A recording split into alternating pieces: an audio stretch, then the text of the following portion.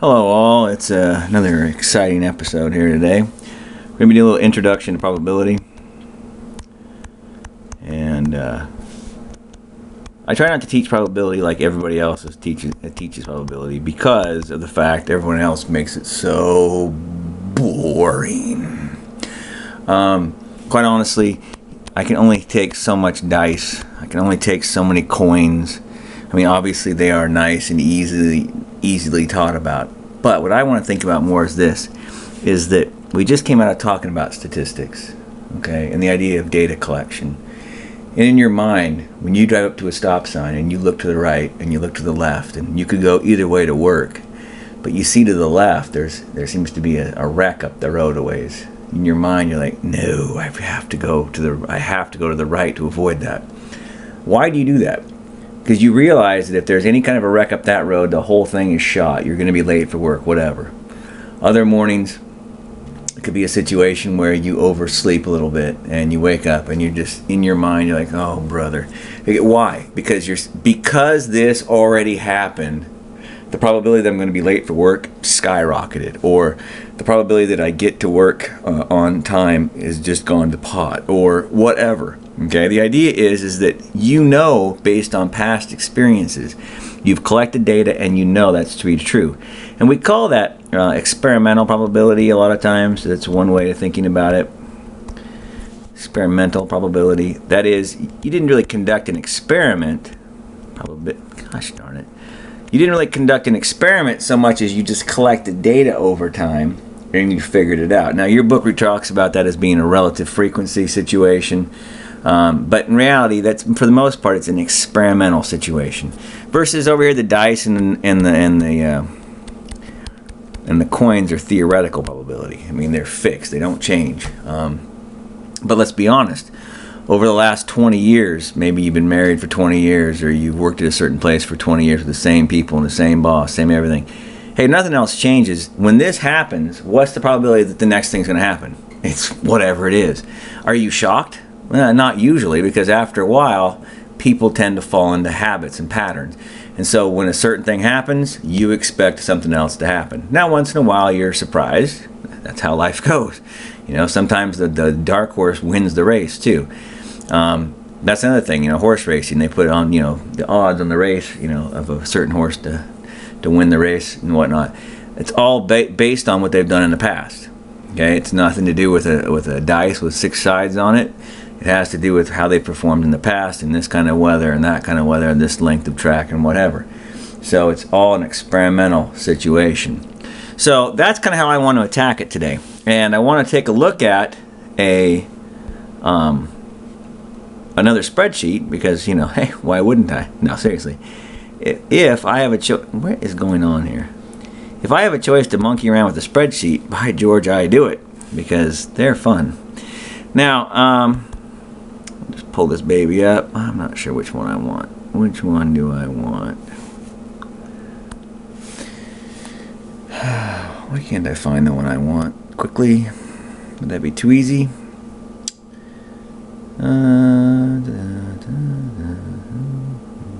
There. Maybe I'll do this one. Oh, well, that's nice. Hey, that's swell. What I have here is data from apparently 100 people. That's cool. And if I put these 100 people into a... Oh, shoot. If I put these 100 people into a hat, let's say, and I start drawing names out of a hat, what's the probability that person is a male or a female or whatever? Okay, so to do that, what I want to look at is, it really has to do with how many of them there are. And so what I want to do is look at it as a pivot table sort of a thing. So let's do eye color, for instance. Okay. If you look at it, what's the probability of getting someone with blue eyes? Well, the probability, we'll write it like this, of blue eyes, is, well, it's 19 out of 100, right? Or 19%. That's nice, because 19 out of the whole 100 people have blue eyes. What if I said the probability of blue or green? Well, wait a minute, blue or green well, how many of those would be, winners for me? Now, again, we don't have to go through this whole thing. We'll define probability in a few minutes, of course. But we all have played the game a little bit. We've all seen what it is. We know that on a dice there's 6 sides. If I'm the probability of rolling a 3, it's 1 out of 6. That's easy. So it's the good ones out of the total. Well, here, good would be green or blue, so it'd be 49 out of 100. Yay! Or about 50%, 49%. And so when you look at a situation like that, you're like, oh, that's not very hard to do. And so what I want to think about in terms of this is more of a, based on a data collection standpoint, really I want to attack probability. To me, that makes more sense. And it's the idea of, that way things will make a little more sense to us as we go along. Now, probability is defined to be, if you want a nice definition, it's the likelihood of something happening. And that's great. What does that mean? So it's the successful outcomes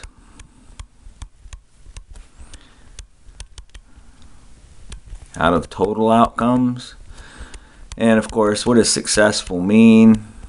Well, successful could mean, it literally could mean that a person dies, for instance. It's really, successful is, that's the way it's always been stated, is successful outcomes. Well, okay. But it could be, it's the thing that you're interested in happening. Okay, so probability that a person survives, the opposite of that person is the probability that the person dies. Okay, obviously, right? So, I read a story the other day about a gal who walked 26 miles in the snow or something. Well, what else are you going to do? Sit in the car and wait for it to freeze to death? So she had a chance of dying. It was pretty much 100% if she just stayed where she was at doing nothing, because she's out in the middle of nowhere. Or she took a chance to increase her odds by getting out. But either way of looking at it, you're like, well, it's pretty slim odds that she survived. It was pretty high odds that she died. So it really was a matter of which side you're looking at. Okay? So, a person on the bright side of things might say, well, she had a better chance of, she bettered her odds, or she bettered her probability of surviving. But in reality, the other person would say, well, yeah, but she was going to die. I mean, she has a pretty good chance of dying doing that. Well, maybe not quite as good at dying as you just sit there, but I don't know. Now, so the tricky part of probability is not this. This is just obvious.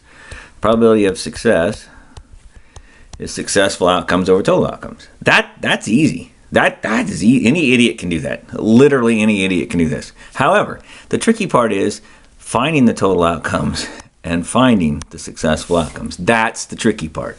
Now, obviously, on the case of a dice, if you can't find total outcomes, you've got a problem. Okay? And if you can't find successful outcomes, you've also got a problem. But if a person said to you, well, I want to have 15 kids. Okay, cool. What's the probability I get 2 boys? I don't know. Well, you'd have to list them out. 15 kids, that could be boy, boy, boy. That would take all day. There's got to be a better way. And so there is. And so that's basically what this chapter is all about, in terms of, is a good share of it anyway, is finding out the total successful outcomes, the total outcomes. And then, of course, again, any idiot can make a fraction out of it once you've gotten that part done. Okay? A couple other terminology things here. Is the idea of a complementary events. Complementary events. Yeah, it's the idea that it's either this or that. The idea being is that between this guy and this one, the probability of that plus the probability of this, okay, has to add up to 100%. Okay, so either it rains or it doesn't rain. Now, not rain can be what? Well, it could be a lot of things. So the probability of rain plus the probability of not rain, which includes snow, it includes sunshine, includes overcast, includes a lot of things, is 100% chance. Okay? So if you found the probability of rain to be 0.3, the probability that it doesn't rain is obviously 70%. And that's great. We will use that quite a bit because it's often easier to find one thing and then subtract it to find everybody else. Because again, in here is sleet, hail, snow, overcast, sunny, cold, sunny, hot, cold. A variety of things. I don't need to find them all. All I need to know is if I find the probability of rain, subtract it over there, that's everything else is not rain then. It's just easier to do it that way. For instance, probability that I get a 6 on a dice plus the probability I get a not 6, oops, is equal to 100%. Well, that's 1/6. So obviously the probability of not 6 then is 5/6, because that's what it has to be. That's what's left over. And that's pretty sweet. Pretty easy to do. So on the previous problem, when we were looking at this, what's the probability that I do not get a blue? Well, it's 81 out of 100 then, right? It's everybody else is not a blue-eyed person. Okay? So that's pretty straightforward, I think, in terms of that regard. When we look at this, some other things that come to mind are, the idea of what's called a sample space. And that's just a list of all the outcomes. And now, that's pretty easy to do if it's a dice. For instance, you get a 1, 2, 3, 4, 5, or 6. They're not meant to be that close together, not that, but whatever, there they are. That is the sample space. It is a list of all the possible outcomes, okay? And they are what they are. They're in that grouping there, but it's easy to do. If I said to you, for the next 12, no, I don't know, let's see here. Yeah, suppose you, you go to, how many different possible combinations of dinners can you have when you go to Kentucky Fried Chicken and get a 3-piece meal and you can have sides and this and that and the other? And you're like, well, I don't know. Or your favorite Mexican restaurant, not Mexican, favorite Chinese restaurant rather, and where you can go in and you can select up to 3 things, and then you get these side dishes, and oh my word, that would take all day. So you wouldn't even want to list them out. You would simply want to know how many there are. So when it's a small thing, a sample space makes sense, but when there's a lot of possibilities, a sample space doesn't really make a lot of sense to us. Okay? Now, we know that probability is somewhere between 1, which is another way of saying 100%, and 0, which of course is 0%. This means it can't happen. It physically can't happen. In other words, it can't happen because there are no successful outcomes. It's not possible. Over here, of course, I like to refer to it as it can't not happen. In other words, all you have are successful outcomes. Okay, so look, I'm going to fall down. What's the probability that I hit the floor? Feels like it's a 100% chance of that happening because there's nowhere to fall but the floor if you're in a room, I guess. So it's kind of silly to not say that. Of course, this is more likely on this end, less likely, and everybody knows that intuitively. All right. Some of us are a little more subjective in how we do things. I'll never forget movie Space Cowboys, which is a ridiculous show, but it's got some funny parts to it. Let's be honest, anything with Eastwood in it's pretty good. But anyway, when Tommy Lee Jones's character is talking to the one doctor, and she's talking about, he had like a 30% chance of doing something, and he succeeded, and then she had a 30% chance that she failed, and so she was looking at it very subjectively speaking. Some of us, we look at things that are more, the classic is always, hey, the cup is half full. And in my earlier days, I would look at this and say, hey, look at that. That sucker's 70% full. Yeah. Because I was a little bit more optimistic about things. I had a better chance of it happening. In my mind, I can envision it working out. Things will work out for the best. And then later in life, it's more like it's 2/3 empty, whatever. And there's times in my life when I'm more like that. Sometimes we look at things from a subjective standpoint. Well, that'll never work. By saying that, you're saying the probability of it happening is pretty slim. It's pretty small. And why? Because you're allowing some of your subjective negativity, I guess, to spill over into it. That doesn't mean that that's true. It just means it's how you're looking at it. So it's a little subjective in that regard. Be aware that when the book says subjective, they mean that you're putting a little bit of a face on it one way or the other. That is not the same as collecting data, all right, over time and saying that, look, out of the last 1,000 days, this has happened 300 times. And so it's 30% chance of it happening. That's not subjective. That's experimental. You've collected the data. It's a fact. Okay? But when someone says to you, hey, what's the probability that you're going to be late, all right, for work? And you're one of these people that's like, oh, well, and you start going on and on and on. Immediately you see someone putting that idea of their feelings into it. It's a subjective situation. Okay?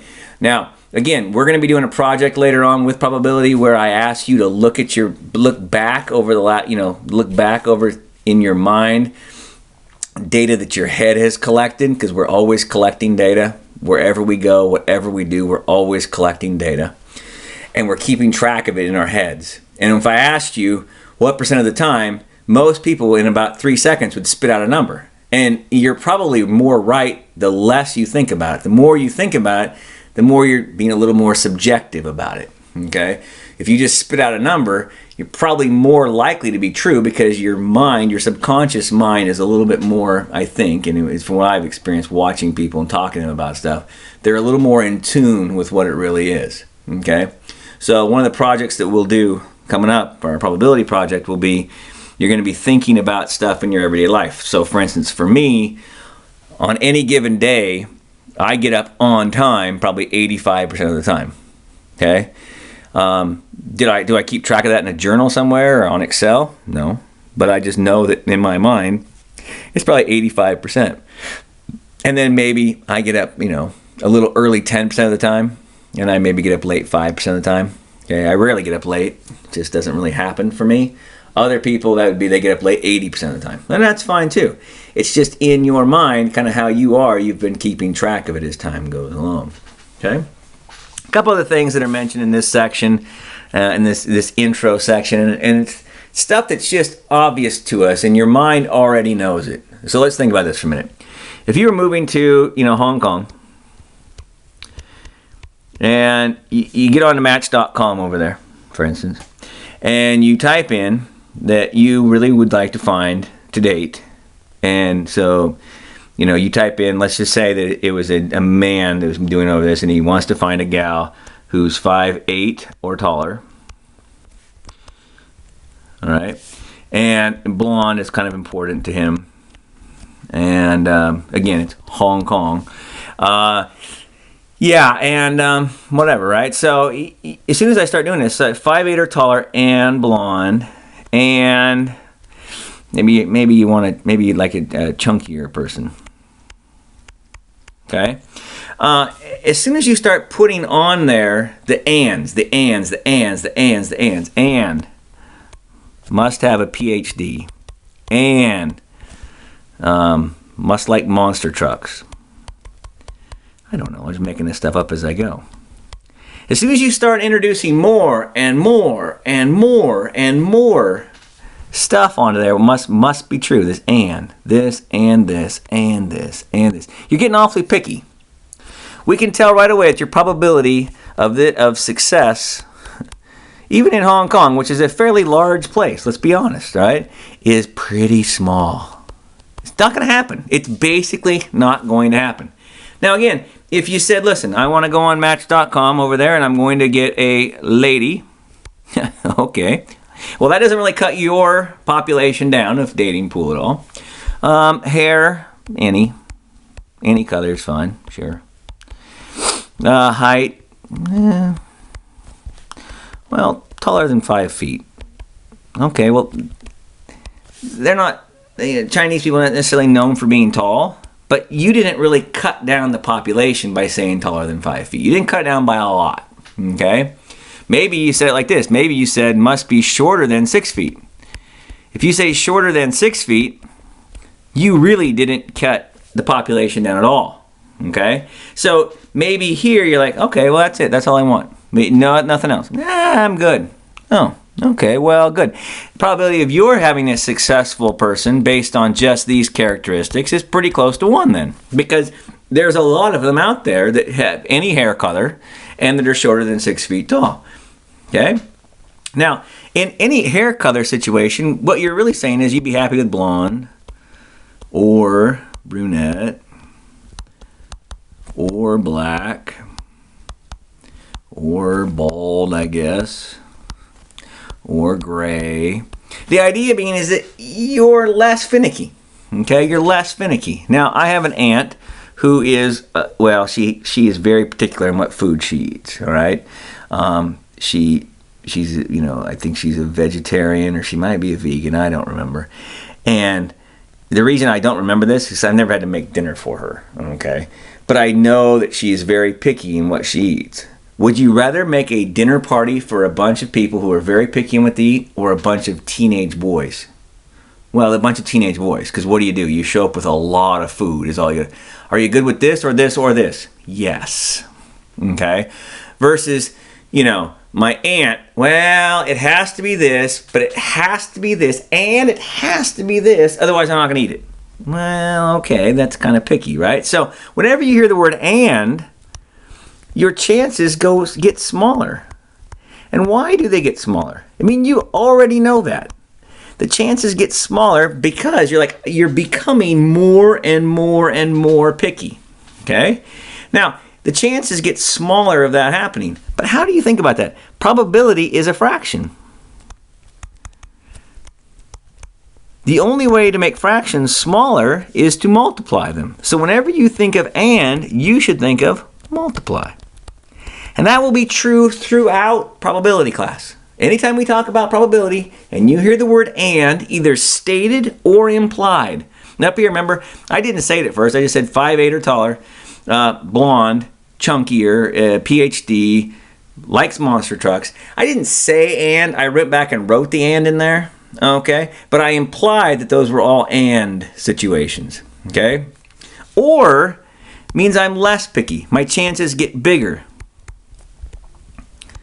And the reason they're getting bigger is because, well, again, probability is a fraction. So whenever you think of "or," you think of "add." Okay? Those are two very key principles that we will look at no matter what else we do in probability class. Those two things will always, always, always hold true. That's kind of a big deal. Okay? It's a big deal to be able to catch on to that as we go through this thing. Now, back over here. So we have this situation here. Okay, we looked at. Let's don't just get rid of, let's look at phone type as well. Okay? So, I want to know brown-eyed Droid users. Well, notice that is 14 out of 100. You see that? But Droid users is 38 out of 100. You are correct. It is 38 out of 100. And brown eyes, right? Or I'm sorry, blue eyes is 19 out of 100, right? So how can we put them together and get? Or I'm sorry, brown eyes is what? 41 out of 100. That's great. So this, you know, when we look at this situation, the cool thing is that when we're doing dice and we're doing some other stuff, you know, this multiplication and addition, it's always going to be true even when we have a chart like this. But when we have a chart like this, it's so nice because all I need to know is this. If I want the probability of a brown-eyed Droid user, boom, it's 14 out of who? 14 out of 100. Okay? If I wanted to know what's probability I have a Droid user, it's just 38 out of 100. Oops, stop it. Right? If I want to know what's probability that I have a green eyes or let's say, yeah, just green eyes or hazel eyes, it would be 30 plus 10 is 40 out of 100. Okay? Now, we'll get into more of this next week in class, or this week in class, rather. We'll talk about this in class. We'll say what's probably of a Droid user or you have brown eyes. Well, that's pretty easy because it's this 38 people here, right? 38 people there that are Droid users. So any of those. And these 27 people here would also make me happy, right? Because they are brown eyes. So 38 and 27 would be like 63 out of 100, okay? So we'll get into that next week a little bit more. When we'll talk about things a little in a slightly different fashion. We'll add to it.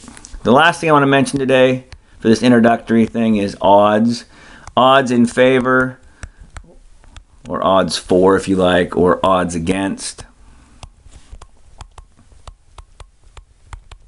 Okay, and that's simply this. It is the successful outcomes to failure outcomes, fail outcomes.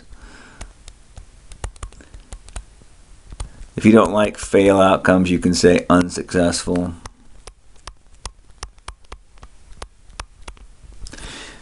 Odds against is just the reverse of that. It's unsuccessful. Outcomes to successful outcomes. Okay. And so when we look at it like that, that's all odds in favor and odds against are. So in the case of the blue eyes, the probability of blue eyes on that chart a few minutes ago was 19 out of 100. Okay. So when you look at that, there's 9. So the odds of blue eyes, okay, is simply it's 19 to 81. Okay. There's 19 people that had blue eyes. There are 81 people that don't have blue eyes. The odds against blue eyes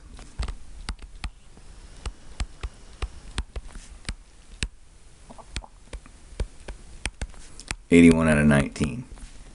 Okay. Probability of green eyes or blue eyes. I think we wrote that down over here somewhere. Yep, right there is 49 out of 100. So that was the odds. That was probability rather. So the odds of blue or green is 49 to 51. And the odds against that, 51 to 49. Okay? So you can look at odds of winning a race. You know, if your odds of winning a race are 2 to 7, so this is your odds of winning. The probability of you winning is probability of winning.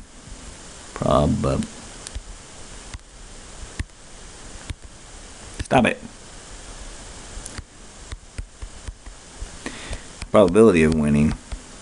Well, there's 2 successful ones out of 9 total. That's the total between the two. 9 total outcomes. Okay. Your probability of not winning is 7 to 9. Okay. So pretty easy deal there. If you have a horse that's going to win, all right, a horse that's going to lose a race is going to have something like 200 to 1 odds. You know, 2 to 100 odds. You know, 200 to 1. You know, things like this. So when you do a horse race, just a minute, I gotta take care of something. All right, come back. So back to the horse racing. So if it's 200 to 1, that means this is the odds against them winning.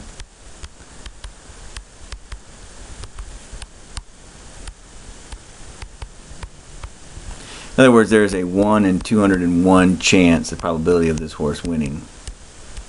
In other words, it's not going to happen. It's not going to happen. Okay? If you bet $2 on this horse, then you would win. If you won, you would take 200 times 2, right? So there it is. So 200 times 2.